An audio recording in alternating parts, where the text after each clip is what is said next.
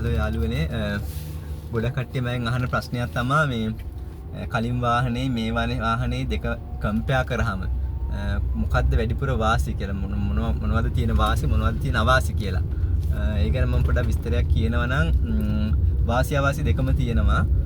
වාසි ගත්තොත් වාසි තමයි ප්‍රධාන වශයෙන් ඉතින් වියදම ගොඩක් අඩුයි. වියදම භාගයටත් වඩා අඩු වෙලා තියෙනවා පවර් එකට යන වියදම. මම සාමාන්‍යයෙන් කලින් වාහනේ පැද්දටත් වඩා වැඩිපුර ප්‍රමාණයක් මේක පදිනවා මොකද වියදම අඩු හින්දා. එහෙම බැලුවත් සාමාන්‍යයෙන් කලින්ට වඩා 60කින් විතර වගේ වියදම අඩු කරගන්න පුළුවන් වෙලා තියෙනවා.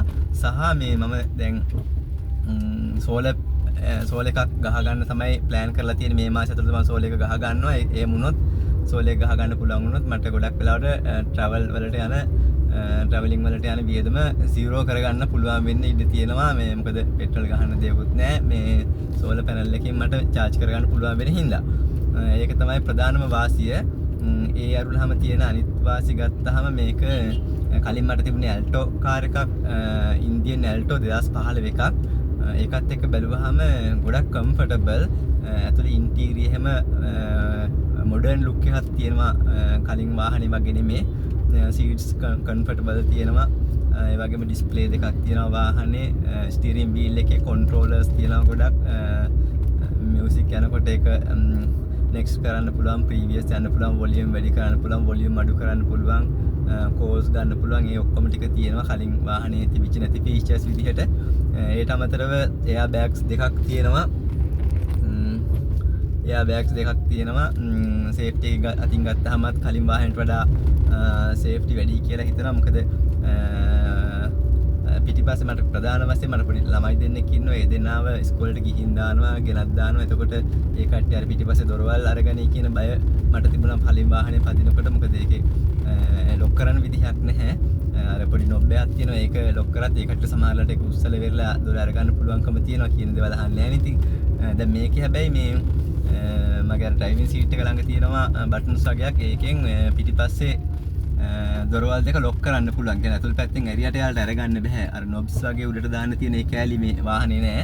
එතකොට යාලට කොහොමවත්ම අරගන්න බෑ මං ඩ්‍රයිවිං සීට් එක ළඟින් ඒක ලොක් කරාම. සහ ෂටර්ස් අරින්නත් බෑ. ෂටර්ස් උත් ලොක් කරන්න පුළුවන්. ඒකටත් බටන් එකක් තියෙනවා ඩ්‍රයිවිං සීට් එක ළඟ. අනික මේකේ පවර් ෂටර්ස් තියෙනවා. ඉස්සරහට පිටිපස්සට දෙකම කලින් තිබුණ වාහනේ ඉස්සරහට විතරයි පවර් ෂටර්ස් තිබුණේ. ඒක හොඳ ෆීචර් එකක් කියලා හිතෙනවා. AC වල වරදක් නැහැ. ඉතින් දෙකේම එක වගේ AC තියෙනවා. අනිත් එක ලුක් එකත් කලින් වාහනට වඩා හොඳයි. ඊට වඩා වෙනුමක් තියෙනවා කියලා හිතෙනවා. ඒවා තමයි ඉතින් තියෙන වාසි. අනිත් එක තමයි වාසියක් විදිහට ගත්තාම මේ කිසිම නොයිස් එකක් මේ එන්නේ නැහැ ඇතුළට. ගොඩක් නොයිස් එක අඩුයි. අර එන්ජින් එකක් වැඩ කරන සද්ද එන්නේ නැහැ. සහ අර දෙදරන ගතිය අඩුයි. මොකද එන්ජින් එකක් වැඩ කරන්නේ නැති හින්දා ස්මූත් රයිඩ් එකක් තියෙනවා, සයිලන්ට් රයිඩ් එකක් තියෙනවා. ඒට අමතරව රිය කැමරා එක හොඳට පැහැදිලි රිය කැම් එකක් තියෙනවා. කලින් වාහනේට එහෙම රිය කැම් එකක් ඇවිල්ලා තිබුණේ නැහැ. එතකොට ඒකත් හොඳ ෆීචර් එකක් විදිහට මම හිතනවා. අනිත් එක තමයි වාහනේ ඇතුලේ තියෙන ඉඩකඩ බැලුවහම කලින් වාහනට වඩා ඉඩකඩ ටිකක් වැඩිපුර තියෙනවා. ඒ කියන්නේ ඩ්‍රයිවිං කියන්නේ front seats and rear seats වල මේ අතර ඉඩ හොඳට තියෙනවා. හිර වෙලා තියෙන ගතිය ඇල්ටෝකේ වගේ හිර වෙලා තියෙන ගතිය නෑ. හෙඩ් රූම් එකත් හොඳට තියෙනවා. ඒකින්ද අර හිර වෙච්ච ගතිය නැහැ. සීට්ස් ඇල්ටෝකේ තිබෙන වාහන වලට තිබුණු සීට්ස් වලට වඩා කම්ෆර්ටබල් ගතිය වැඩි. මේ වාහනේ තියෙන ප්‍රධානම අවාසිය තමයි මේ අර ඇල්ටෝ වාහනේ කලින් පෙට්‍රල් වාහන වල පෙට්‍රල් වලට පස්සේ චෙඩ් එකට ගිහලා විනාඩි 2-3න් ෆිල් කරගන්න පුළුවන්. ඒ වුණාට මේ වාහනේ එහෙම ෆිල් කරගන්න බැහැනේ. ඒකට charge කරන්න කාලයක් ගත වෙනවා. මම සාමාන්‍යයෙන් කරන්නේ රැට charge එකට ගහනකොට පහුවද උදේ වෙනකොට 100% එනකන් charge වෙලා තියෙනවා. සමහර අවස්ථාවකදී මම දවල් වගේ ගෙදර ඉන්න වෙලාවට charge එකට ගහලා ඉවරලා සාමාන්‍ය 80% වගේ වෙනකන් අප් කරගන්න වෙලාවල් තියෙන. 80% වලට වඩා අඩු වෙලා තියෙනවා නම් මගේ සාමාන්‍ය ඩේලි ට්‍රැවල් වලට නම් කිසිම ප්‍රශ්නයක් වෙන්නේ නැහැ. මේ එකපාරක් charge කරාට පස්සේ මුළු දවසටම මගේ සාමාන්‍ය ගමන් බිමන් ටික යන්න පුළුවන්. ඒකින්ද ඒක ලොකු ඉෂුව එකක් නැහැ. හැබැයි ප්‍රශ්නේ තියෙන්නේ ලොන් ඩිස්ටන්ස් ට්‍රැවල් කරනකොට තමයි ගැටලුව තියෙන්නේ. මොකද කිලෝ මේක රේන්ජ් එක 220ක් කියලා කිව්වට 220ක් රියල් වර්ල්ඩ් 220ක් නැහැ.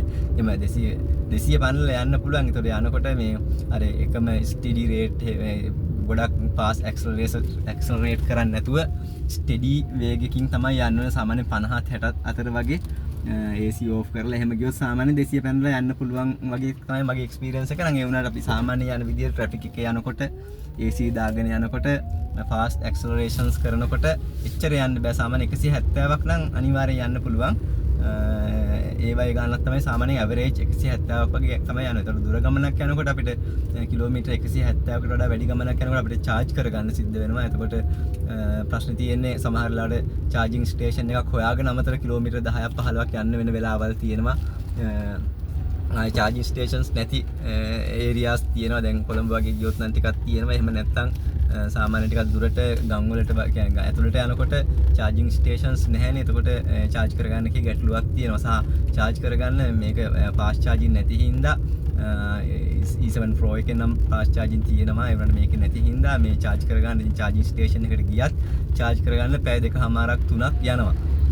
ඊටත් වඩා සමහර ලාවට යනවා. ඉතින් ඒ ප්‍රශ්නේ තියෙනවා. සහ සමහර අවස්ථාවලදී මම එක්සරයක් කොළඹ ගිහින් ආව. එනකොට මේකේ වාහනේ පෙන්නන මට එන්න තියෙන දුරයි වාහනේ පෙන්නන රේන්ජ් එක අතර සාමාන්‍ය කිලෝමීටර් 10ක 15ක අතර ગેප් එකක් තමයි තිබුණේ. ඉතින් මම හැම වෙලේම මැප් එකකින් කොච්චර දුරක් මැප් එකත් බලාගෙන තව කොච්චර දුරක් තියෙනවද, රේන්ජ් එක කොච්චර වේගකින් අඩු වෙනවද, ඒ ඔක්කොම බලා තමයි ආවේ. සහ එකම වේගයකින් වැඩි එකපාරට ඇක්සලරේට් කරන්නේ නැතුව ඕවා කොහොම හිතා තමයි ආවේ. ඉතින් පෙට්‍රල් වාහනේ කෙනවා නම් එහෙම ප්‍රශ්නයක් නැහැ. මොකද පෙට්‍රල් මදි වුණොත් පෙට්‍රල් සෙට් එකකට ගියා පෙට්‍රල් ගහුවා ප්‍රශ්නයක් නැහැ. එතකොට ඒ ප්‍රශ්නේ තමයි ප්‍රධානම වශයෙන් තියෙන්නේ.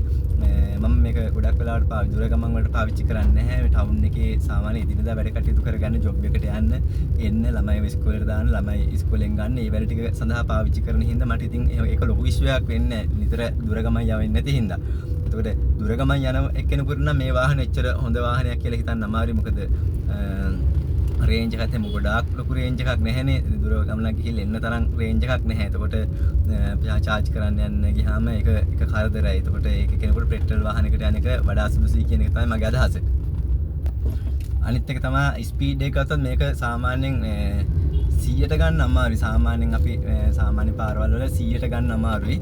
ස්පීඩ් එක මොකද ස්පීඩ් එක වැඩි කරගෙන සාමාන්‍ය 80 විතර වෙනකන් ඉක්මනින් ස්පීඩ් එක වැඩි වෙනවා. 80න් පස්සේ ස්පීඩ් එක වැඩි වෙන්නේ හරිම හිමින්.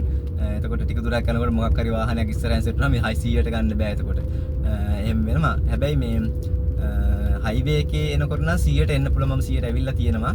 100ට ගන්න පුළුවන් මේ හයිවේ එකේ වගේ එනකොට නැත්තම් 100ට ගන්න බෑ. හැබැයි වාහනයක් ටේක් ඕවර් කරන්න එහෙම ගැටලුවක් නැහැ. පිකප් එක හොඳට තියෙනවා. මේකේ ෆාස්ට් මෝඩ් එකක් ස්පෝර්ට් මෝඩ් එකකුත් තියෙනවා. ඒකට දාන්න අවශ්‍ය වෙන්නේ නැහැ. වාහනයක් ටේක් ඕවර් කරගන්න එහෙම කිසිම අපහසුතාවයක් නැහැ. 80න් එහාට යනකොට ස්පීඩ් එක වැඩි වෙන්නේ හරිම ස්ලෝලි. ඒ ගැටලුව තියෙනවා. මගේ කලින් වාහනේ එහෙම ප්‍රශ්නයක් තිබුණේ නැහැ. මම හයිවේ කෙනකොට 120ට වගේ එනවා. අනික ටක් ගාලා ක්වික් ඇක්සලරේට් කරලා ගන්න පුළුවන් 100ට එහෙම එච්චර ෆාස්ට් නැහැ. එච්චර පවර්ෆුල් නැහැ මේ වාහනේ. අනිත් එක තමයි මේ මම දකින්න මේ ලොකුම වාසියක් විදිහට ගත්තොත් මේකේ මේ මේන්ටෙනන්ස් කොස්ට් එක ගොඩාක් අඩුයි. සර්විස් මම තාම 5000 සර්විස් එක කරේ නැහැ. 5000 නම් පැනලා තියෙන 5000 සර්විස් එක කරේ නැහැ. සර්විස් එක කරන්න ප්‍රී සර්විස් එකෙන් දැසාලි කොහොමද ගත්තේ නැහැ. ඒකේ පොඩි වැඩ ටිකක් කරන්න. ඒකට රෝද ගලවනවා, පොඩ්ඩක් උලන් අල්ලනවා, පොඩි වැඩ ටිකක් කරන්න. එන්ජින් එකේ නම් කිසිම දෙයක් කරේ නැහැ. මේක එන්ජින් ඔයිල් කියලා දෙයක් නැහැ. මේක හැබැයි මේ මෝටරේට ඔයිල් එකක් මොකක් හරි තියෙනවා. මේක 5000 එක කරනකොට ඒක මාරු කරන්න ඕනේ කිව්වා. ඒකට 1800ක් හරි 1600ක් හරි වගේ ගාණක් තමයි යනවා කියලා කිව්වේ. මේ ඒ වගේ ගාණක් තමයි යනවා කිව්වේ. අනික තමයි සර්විස් කරන්න තියෙන කිලෝමීටර් 10000න් 10000ට පස්සේ. කියන්නේ පළවෙනි ප්‍රී සර්විස් එක ඉවරනට පස්සේ කිලෝමීටර් 10000න් 10000ට තමයි සර්විස් කරන්න තියෙන්නේ. එතකොටත් මේ දැන් කලින් වාහනේ නම් 5000න් සර්විස් කරන්න ඕනේනේ. මේක 10000න් සර්විස් කරන්න ගියාම මේ ඒතකොට ඒක එතන වියදමත් අඩුයි. එතන ඒතකොට එන්ජින් ඔයිල් වලට කියලා වියදමක් යන්නේ නැහැ. මේ එන්ජින් එකේ අර මූවින් පාර්ට්ස් ගොඩක් අඩුයි. ඒකින්ද අර ගෙවීම් අඩුයි ගොඩක්. මේක මොනටරේනේ තියෙන්නේ. ඉතින් එන්ජින් එකක ගත්තාම ගොඩාක් දේවල් අර මූවින් පාර්ට්ස් ගොඩක් තියෙන ඒවා ඊට පස්සේ වෙයාර් ඔෆ් වෙනවා. ඒ වගේ එතකොට කෑලි නිතර මාරු කරන්න ඕනේ. ඒ ප්‍රශ්නේ එනවා. ඉතින් මේක එහෙම ගෙවෙන්න දෙයක් කියලා ලොකුට දෙයක් නැහැ. එන්ජින් රූම් එක කරලා බැලුවම ගොඩක් හිස් ස්පේස් එකක් තමයි තියෙන තැන් තැන් වලින් ඉන්වර්ටර් එකයි ඔය ABS සිස්ටම් එකයි ඒ වගේ කෑලි ටිකක් හයි කරලා තියෙනවා වටේට මැද කොටස හිස්. එතකොට ඒකින්ද මේ ලොකුවට රිපෙයාර්ස් එන්න දේවල් නැහැ කියලා තමයි හිතෙන්නේ. ඉතින් දැනට මුකුත් ප්‍රශ්නයක් ඇති වුන්නේ නැහැ. ඉස්සරහට ඉතින් මොන වගේ තත්ත්වයක් තියෙයිද දන්නේ. ඒක තමයි අනිත් පාඩුව. මොකද කවුරුත් මේ වාහනේ අවුරුදු ගාණක් පැදලා නැහැ. එතකොට ඉස්සරහට එන්න තියෙන ප්‍රශ්න කවුරුත් එක්ස්පීරියන්ස් කරලා නැහැ. ඉතින් ඒක කියන්න බෑ මොන වගේ තත්ත්වයක් ඉස්සරහට එයිද කියලා. අනිත් පාඩුව ගත්තාම මේ ප්‍රශ්නේ තියෙන්නේ සෙකන්ඩ් හෑන්ඩ් මාකට් එකක් හරියට හැදිලා නැහැ. දැන් මගේ ඇල්ටෝ වාහනේ මට විකුණන්න ඕන නම් මම ඇඩ් එක දැම්මා. දාපු දවසට පහුවදාම වාහනේ ගියා. එතකොට මේ වාහනේ එහෙම වෙයි කියලා හිතන්න අමාරුයි. මොකද ඉලෙක්ට්‍රික් වෙහිකල් ගන්න තාම කට්ටිය එච්චර කැමති නැහැ. මොකද ඒ කට්ටියට කිය කොහොමද ගොඩක් කට්ටියට මට උනත් ඒක තිබුණා. මේ බයක් තියෙනවා. මේක ඉතින් විකුණ ගන්න හදිස්සිය බැරි වේද මොන ප්‍රශ්නේයිද එහෙම කියලා දන්නේ නැහැනේ. දැනටත් මට ඒ බය තියෙනවා. මොකද මේකට චාර්ජර් එකක් දුන්නා. ඒ චාර්ජර් එක මන් ළඟ තියෙනවා. ඒ කට්ටිය අර ගෙදරට හයි කරන කිලෝවොට් 7 චාර්ජර් එක තාම හයි කරේ නැහැ. ඉතින් අර චාර්ජර් හදිස්සිය පිච්චුනොත් මොකද කරන්නේ? එතකොට මට වැඩ ටික ඔක්කොම හිර වෙනවා වාහනයක් යන්න එකක් නැතුනොත් කියලා ඒ බයක් තියෙනවා. මම ළඟදී කතා කරා ඒක සෙපරේට් එකක් ගන්නත් ඒ කට්ටිය එහෙම දෙන්න නැහැ කිව්වා. වාහනේට එකයි තමයි එන්නේ. හැබැයි ඒක පිච්චෙන්නේ නැහැ. බය වෙන්න එපා කියන එක තමයි ඒ කට්ටිය කිව්වේ. ඊට අමතරව තව පොඩි වාසියක් තියෙනවා. මේක මේ ආදායම් බලපත්‍රය ගන්න ගියාම දුම් වාර්තාවක් ඕනේ. මේක දුම් වෙන දෙයක් නැහැ නේ. ඒකින් දුම් වාර්තාවක් අවශ්‍ය වෙන්නේ නැහැ. එතකොට ඒකට රස්තියාදු වෙන්නෙත් නැහැ. සහ මට පොඩි ගාණක් ගිය රුපියල් 1400ක්ද කොහෙද තමයි ගියේ මේ ඒ වගේ ගාණක් තමයි ගියේ ආදායම් බලපත්‍රය ගන්න. මේකේ තව අර බදු ඒවා ගොඩක් සමහර ඒවා අයින් වෙනවා. දැන් කාබන් බද්ද කියලා ඒ බදු තියෙනවා මං හිතන්නේ ඒවා එහෙම අයින් වෙලා හින්දා වෙන්නේ නැති.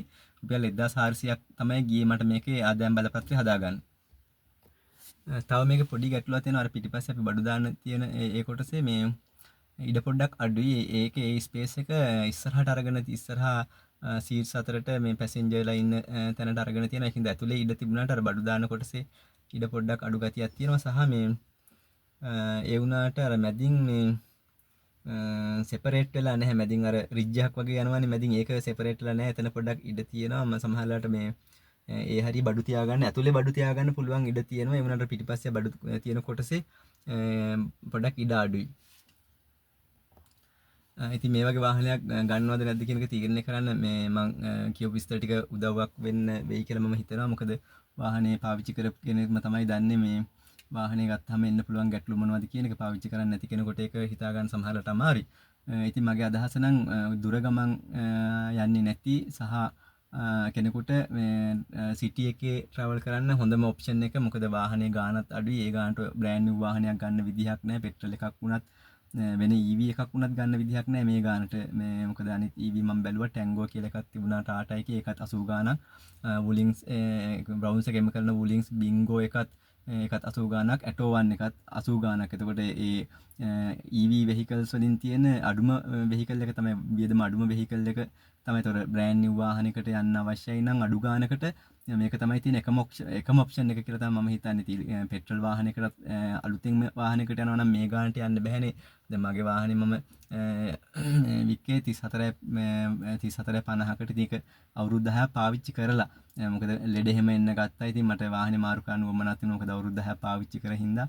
ඉතින් ඒ වාහනේ ගත්ත එක්කනට ඉතින් අනිවාර්යෙන් ඉතින් ලෙඩ එයි. මොකද අවුරුදු 10ක් පාවිච්චි කරපු වාහනයන් එක කොටසක් මාරු කරාට පස්සේ ආයේ තව කොටසක් පින් ලෙඩ එනවා. ඉතින් ඒ ප්‍රශ්න නේද මේක බ්‍රෑන්ඩ් නිව් වාහනයක් හින්දා බජට් එකත් අඩු හින්දා එහෙම අලුත් වාහනයකට යනවා නම් අලුත්ම වාහනයකට යන්න ප්ලෑන් කරනවා නම් හොඳයි. හැබැයි ලොන්ග් ඩිස්ටන්ස් ට්‍රැවල් කරන කෙනෙකුට ඒක සුදුසු නැහැ.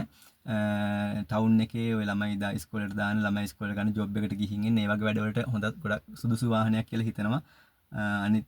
අනිත් එක තමයි හොඳම ඔප්ෂන් එකක් තව වාහනයක් ගෙදර තියනවා. තව පෙට්‍රල් වාහනයක් දුර ගමනක් යන පෙට්‍රල් වාහනයක් තියෙනවා නම් ටවුන් එකේ පොඩි ගමන් ටික යන්න වියදම අඩුවෙන් පොඩි ගමන් ටික යන්න හොඳම ඔප්ෂන් එක කියලා හිතනවා මේ වගේ වාහනයක් ගෙදර තියෙන එක.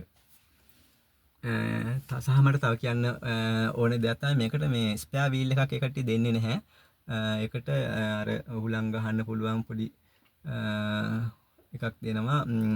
එතකොට ස්පෙයා වීල් එකක් නැහැ. මගේ කලින් වාහනේ ස්පෙයා වීල් එකක් තිබුණාට මේක ස්පෙයා වීල් එකක් නැහැ. මං හිතන්නේ දැන් එන වාහන ගොඩක ස්පෙයා වීල් දෙන්නේ නැහැ. ඉලෙක්ට්‍රික් වෙහිකල් එකකවත් ස්පෙයා වීල් නැහැ කියන එක තමයි කට්ටිය කිව්වේ.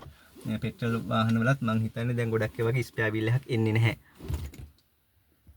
තව මොන හරි දැනගන්න දෙයක් තියෙනවා නම් කමෙන්ට් සෙක්ෂන් එකේ දාන්න. එතකොට මම ඒ කමෙන්ට් වලට අදාළව ඊළඟට වීඩියෝ එකක් හරි ගසලා දාන්නම්. සහ මේ වාහනේ ගන්න බලාපොරොත්තුවෙන් ඉන්න කෙනෙක් එහෙම ඉන්නවා නම් ෂෙයා කරලා මේ වීඩියෝ එක ෂෙයා කරන්න සබස්ක්‍රයිබ් කරන්න කියලා මම ඉල්ලා හිටිනවා. මේ මොන හරි ප්‍රශ්නයක් තියෙනවා නම් කමෙන්ට් එකේ දාන්න මම අනිවාර්යෙන් ඒ ප්‍රශ්න ඔක්කොටම වීඩියෝ එකකින් උත්තර දෙනවා.